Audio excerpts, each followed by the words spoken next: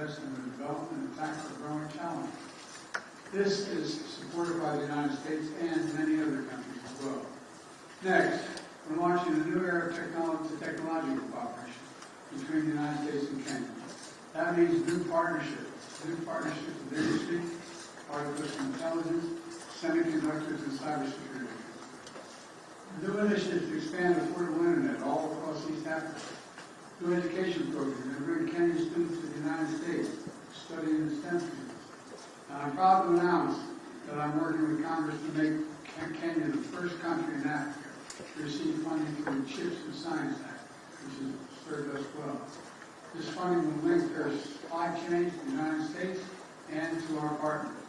And spur innovation that extends from Silicon Valley in California to Silicon Savannah in Kenya, which, by the way, is already a $1 billion tech hub. Already a $1 billion tech hub. Finally, we're ensuring democracy delivers for our people. That includes Kenya's diaspora community here in the United States. 2 years ago, the nation's first black vice president, President Kamala Harris, launched the nation's first presidential advisory council on African diaspora engagement. Today, we're building on her work to strengthen long-standing bonds between our people. I also want to thank you, Mr. President, for taking action to implement the long-awaited public benefits organization, which provides historic protections for civil society and NGOs all across Kenya. Like you, I believe the future is going to be won by countries that have unleashed the full potential of the population, including civil society, women, and young people.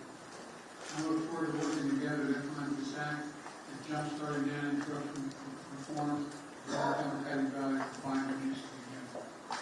Now, let me close with this. Taken together, these are responsibilities Kenya and America must be in the years ahead. Meet together as partners for security, for prosperity, for innovation, and most importantly, for democracy. But I know these responsibilities will weigh the best of us.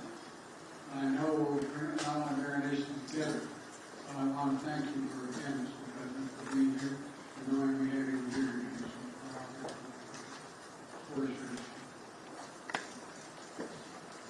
Thank you, Mr. President. And I want to, in a very, very sincere way, thank you, Mr. President, for inviting me to make this visit to the United States. On behalf of the people and government of Kenya, I also take this opportunity to express my deep gratitude for the warm welcome we have received on arrival and the excellent hospitality of the American people. My visit provides us, Mr. President, with the opportunity to celebrate 60 years of bilateral relations rooted on shared values of freedom, democracy, rule of law, equality, and inclusivity. My visit takes place at a time when democracy is perceived to be retreating worldwide. The accelerating drift towards regimes indifferent to democratic values is a deep concern to us, and I believe it is time the U.S., working with Kenya, deploys its capabilities and rally like-minded democratic countries to set up the course of democracy. During our discussions, we agreed on the significant opportunity for the U.S. to radically recalibrate its strategy and strengthen its support for Africa, as discussed at the U.S.-Africa Leadership Summit, by enhancing its investment in the institutions of African integration and increasing support for peace and security. As we take this historic step of elevating our partnership to be more effective in addressing global challenges, it is important for us to appreciate that many countries in Africa, including Kenya, are struggling with an overwhelming convergence of multiple shocks, including extreme climate events, debt distress, and the disruptive upheavals in Europe and the Middle East, whose cumulative impact is to divert national resources for investment in people and economic growth into managing climate-induced crises and solving sovereign debt. For this reason, I have underscored the imperative for our partnership to facilitate recovery from this multiple crises, and particularly for the United States of America to take a leading role in a comprehensive debt resolution framework by doubling contribution to the concessionary financing window of the World Bank, and also to work with the IMF on rechanneling SDRs to institutions like the African Development Bank to further leverage on private sector funding to support countries. Unless this is done, and done immediately, the values of freedom, democracy, and the rule of law are in great jeopardy. On regional peace and security in the Horn of Africa and the Pacific region, I express optimism that Kenya and the U.S. will innovatively design appropriate defense and security frameworks to help Kenya as the anchor state and the region in general to deal with the peace and security challenges that are undermining human well-being, slowing down development, and also having a negative impact on democracy. We affirm our mutual commitment to the stabilization of Haiti through the multinational security support mission. The Kenya-UN Climate and Clean Energy Industrial Partnership we have just committed to is an encouraging milestone on our collective journey and builds on the paradigm shift we have inaugurated at the Africa Climate Summit in Nairobi last year. Accordingly, Africa's resource potential is a huge opportunity to deploy U.S. technology and investment to catalyze unprecedented growth through green industrialization. We also agreed to hasten the renewal of the Africa Growth and Opportunities Act to sustain the rising momentum of our investments and exports in the manufacturing space. Similarly, we agreed to undertake sustainable green growth by facilitating conclusion of our strategic trade and investment partnership alongside the renewal of AGOA. During our discussions, I witnessed firsthand President Biden's and the U.S. government's determination to make our partnership work and resolve to spread and deepen the roots of freedom, democracy, security, and prosperity throughout the world. As my visit comes to a close, I am confident that our engagements have laid a solid foundation for us to continue the good work we have begun with stronger faith and greater hope for success, because in Joe Biden, Kenya, and Africa have a strong and committed friend. I thank you.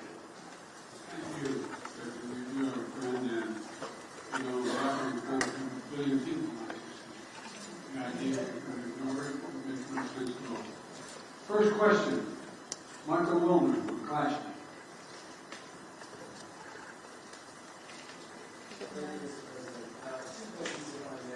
No, one.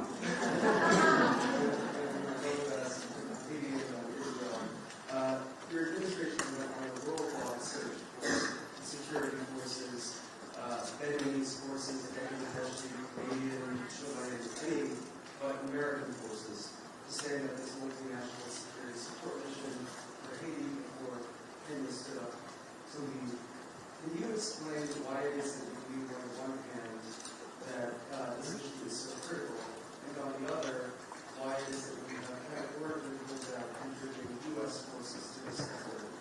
Is it your goal to keep back these things, or to continue? And on Israel, does the United States... I'll answer your question. The question with regard to Haiti is, we concluded that for the United States to deploy forces in the hemisphere just raises all kinds of questions that can be easily misrepresented about what we're trying to do, and be able to be used by those who disagree with us and against the interest of Haiti and the United States. So we set out to find a partner or partners who would lead that effort that we would participate in, not with American forces, but with supplies and making sure they had what they needed. And so, I'm very grateful for President Ruto's leadership here. multinational effort, but Kenya's willingness to really lead this matters. You're not the only country, but you're leading this effort. And there's going to be U.S. forces, none on the ground, but we're going to supply logistics, intelligence, and equipment. Matter of fact, some equipment has already arrived. And Kenya is stepping up with police, and other countries plan to do as well. The United States is going to support the collective effort here. And of course, Kenya won't be going it alone. We're working with Congress to provide $300 million to MSS mission and an additional $60 million for equipment assistance. And we've received and are continuing to bring major contributions from other partners in as well. President Ruto and I agree that Haitian people deserve better. They deserve peace and security, and I thank him for taking on this responsibility, but we have his back and we're there all the way. I do have a question for you, President Ruto, but before I do, I do very briefly have a question on whether the United States has any evidence at all that would substantiate the ICC prosecutors' specific allegations against Israeli leaders that they are using starvation as a tactic of war in Gaza, or exculpatory evidence for that matter, and if you would commit to releasing that information before any potential issuance of ICC arrest warrants. And President Ruto, the mission that Kenya is about to lead in Haiti is obviously a support mission that is well known, but the fact is that Haiti's national police have been internationally funded and trained for some time, and nevertheless have obviously failed to beat back these gangs. Will Kenyan forces in partnership with the MSS be out front in the fight against these gangs, or will they be a static force behind the HNP? And are you concerned about casualties among the Kenyan forces? Thank you very much. Kenya believes that the responsibility of peace and security anywhere in the world, including in Haiti, is the collective responsibility of all nations and all peoples who believe in freedom, self-determination, democracy, and justice. And it is the reason why Kenya took up this responsibility, because we have been participating in peacemaking, and we have been participating in peacekeeping over the last 40 years in 47 countries, including very difficult neighborhoods like what we're going to face in Haiti. We are going to take up that responsibility alongside the Haiti police, and we have clear modus operandi, how we are going to relate with the situation on the ground that has been agreed under the United Nations framework. So we are looking forward to this deployment because we believe that the women and children in Haiti deserve peace like all other women and children and people around the world. Look, we made my position known on ICC. You guys never keep the deal, but that's okay. We've made our position clear on the ICC. We don't recognize the jurisdiction of ICC the way it's being exercised, and it's that simple. We don't think there's an equivalence between what Israel did and what Hamas did. Okay, next. Do I ask the next question as well? Let me ask Ayub Abdikadir from Kenya for the next question. Is Ayub? Oh, yeah, Ayub. Thank you, Mr. President. Thank you. One question, and this is on Haiti. President Biden, Kenya is rather doing the heavy lifting in a turbulent region, Somalia, South Sudan, the Democratic Republic of the Congo. Washington, as you have mentioned, has committed millions of dollars for the cause in Haiti. Isn't it ironic that while America is ending its forever wars in Afghanistan, the latest in 2021, under your leadership, when you withdrew troops from Kabul, and that you're committing Kenya to another foreign wars 12,000 kilometers away from Nairobi? I mean, why the discrepancy? Why the dichotomy? while you are ending your forever wars, overseas wars, yet you are committing Kenya to Haiti. Can you explain that? Very easily. There's a reason why Afghanistan has been known as the graveyard of empires. The likelihood of anybody uniting Afghanistan is highly, highly, highly unlikely, number one. Number two, there are ways to control ISIS other than occupying Afghanistan. It was an unnecessary need. Now, with regard to Haiti, Haiti is in an area of the Caribbean that is very volatile. There's a lot going on in this hemisphere, and we're in a situation where we want to do all we can without us looking like America once again is stepping over and deciding this is what must be done. Haitians are looking for help, as well as the folks in the Caribbean are looking for help. And so we checked out with a number of other countries. The one who stepped up was Haiti. We committed to provide the wherewithal, the intelligence and equipment and the like to Haiti. And so it's a logical thing. And you have a first-rate capability, and you keep your word. That's an important dynamic. I agree with President Biden that Kenya's participation in Haiti is not so much about what happened in the past. It's about what we believe in, the peace and security of humanity. And we don't find that the U.S. is committing Kenya, because the U.S. cannot commit Kenya. I am the president of Kenya. It's me to make that decision. And it's the people of Kenya to commit their own troops using their own structures. We've gone through the processes in Kenya. Parliament has approved. We have a clear mandate. We have a clear framework. And it is us, the people of Kenya, who made this decision in the interest of serving peace and stability as a responsible global citizen, and understanding that insecurity, instability anywhere is insecurity and instability everywhere. And by the way, you asked about, you implied that we weren't doing anything anywhere else. Well, we're kind of occupied around the world, but we're also engaged in Congo, in the neighborhood. And, you know, we can continue to help alleviate human suffering there. The United States is the largest humanitarian donor, providing $375 million in humanitarian funding just this year, including support for more than 6 million displaced people from the DRC. So we are engaged in more than one place. Follow up to my president, Dr. Ruto. You said that Kenya is committed, and in your Carter speech in Atlanta, you said it's based on humanitarianism, helping Haiti out.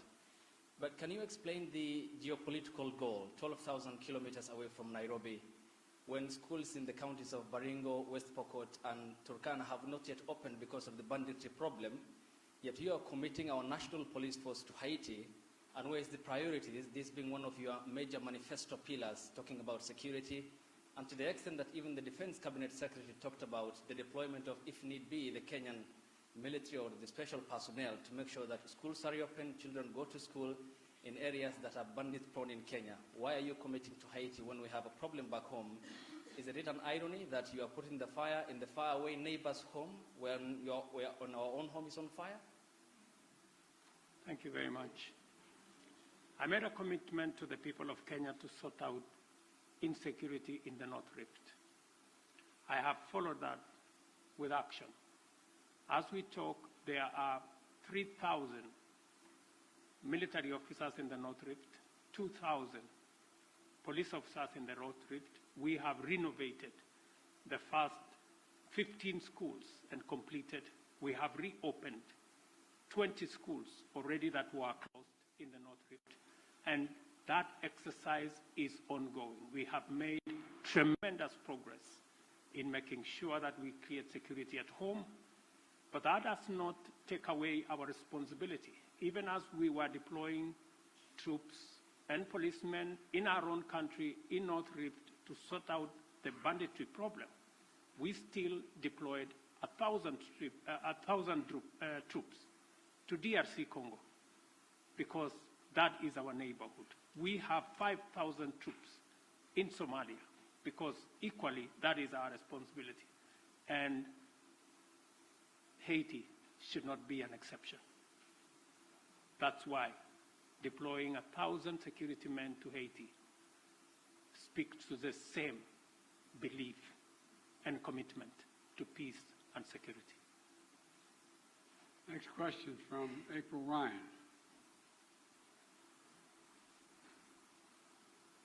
Mr. President, President Biden, President Ruto, thank you. First of all, when you talk about Haiti, President Ruto, you said Haiti is a collective responsibility for all nations. And for you, Mr. President, President Biden, President Ruto, do you believe that these nations can break the back of this militia that has gripped the nation there? And also, when it comes to Congo, thank you, Mr. President, for bringing up what the United States is doing for the Congo, especially as that flag was behind you at Morehouse. Mr. President, could you tell me what the African Union is doing, as well as Kenya is doing, when it comes to the humanitarian crisis in the Congo? Thank you. What was my question? Sir, your question was Haiti. Can the United States and Kenya, or the nations collectively, break the backs of this coordinated militia that has the grips of the nation? That nation. Thank you. Yes.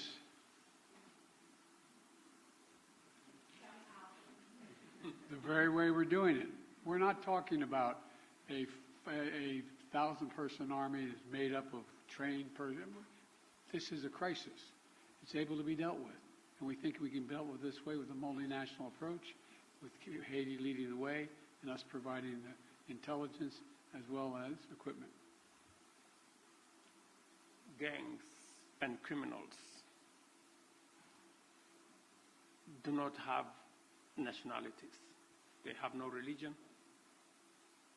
They have no language. Their language is one. To deal with them firmly, decisively, within the parameters of the law. And that's why we're building a coalition of nations beyond Kenya and the US, many who are making contribution towards the MSS force in Haiti to secure that country and to break the back of the gangs and the criminals that have visited untold suffering in that country. On DRC, the AU, the East African Community, and Kenya are seized with that matter. I've just told you that Kenya had 1,000 troops in Haiti. We now have another 800, not in Haiti, but in DRC. We now have another 800 troops from SADC. We are going to be having a meeting of the East African Community. I did send my my foreign minister to Kinshasa. They had a conversation. And shortly, we will be looking at how to begin the dialogue process under the Nairobi process, because we believe there is no military solution to what is going on in DRC, but instead, dialogue should be able to give us the necessary momentum and outcomes that would sell the matters in Eastern DRC. So both the AU, the East African Community, and Kenya as a country are seized of that matter. We know that the humanitarian crisis in Eastern DRC has displaced close to 7 million people. And I want to thank the United States of America for stepping in with humanitarian support for that region, because it is a collaboration of different countries in different ways to deal with that situation. The rest of us are committing troops. We are committing deploying our infrastructure to facilitate the resolution of the matters in DRC.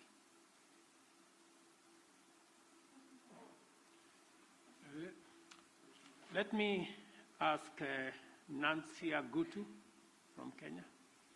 She's here. Okay, Nancy. Mr. President, Africa is asking America to lead the way and double its contribution to the World Bank's international development assistance to help developing countries access more financing, to alleviate debt distress, and to tackle climate change. What is your commitment on this?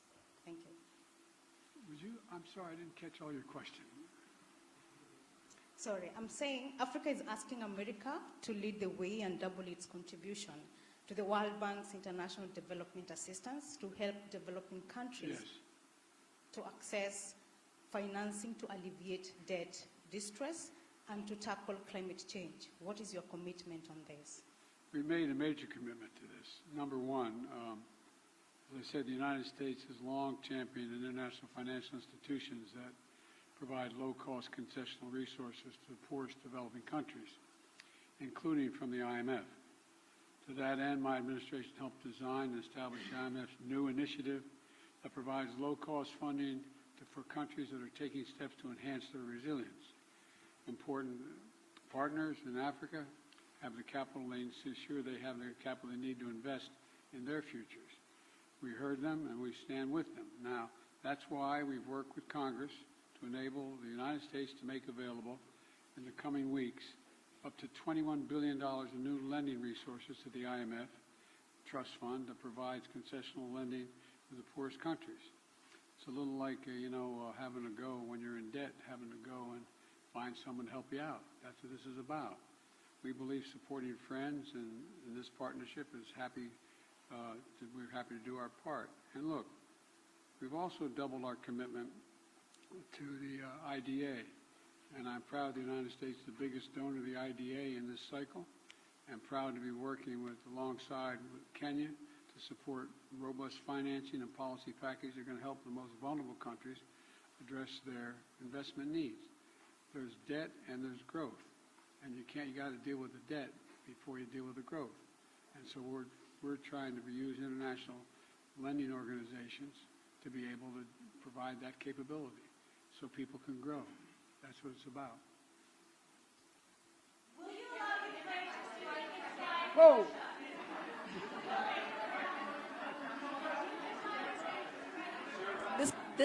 This concludes the press conference. Thanks, everybody.